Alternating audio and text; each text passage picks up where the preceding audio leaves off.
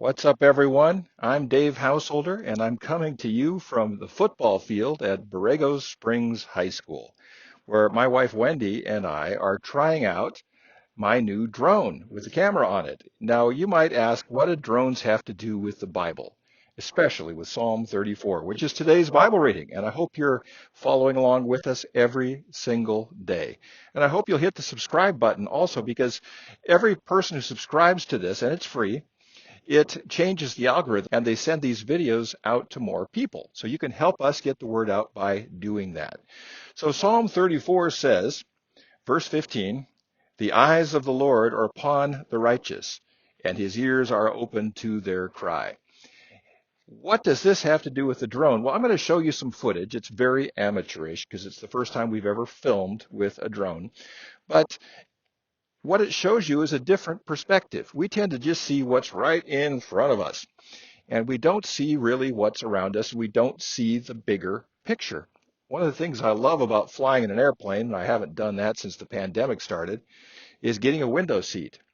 And over the years, I've flown an awful lot, and I've virtually memorized the contours of the United States. And looking out the window, if it's a clear day, I can pretty much tell you where we are, day or night, just based on the shape of the lights and the roads and the whole thing.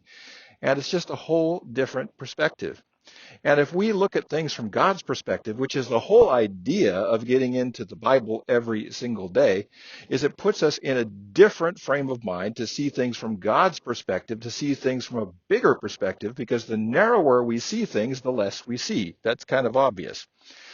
So this drone we send up into the air, and it shows us from a whole different angle.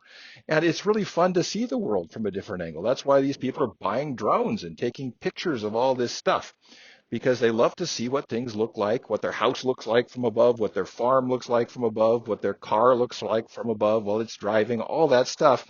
And what I want to invite you into is a daily journey into the Word of God. And it's kind of like a drone flight or getting a window seat on an airplane. We can see things from a whole different perspective. I try to actually get into God's frame of mind if I possibly can, especially when I'm stressed out or when I'm just feeling anxious. And I ask myself, when God looks down on this situation from wherever God's vantage point is, which is pretty much everywhere, he sees everything from every angle all the time. What does he see? And is he worried about it? Of course he's not worried about it, because God's large and in charge. So does that mean he likes what's going on? No, of course not. But he's not worried about it.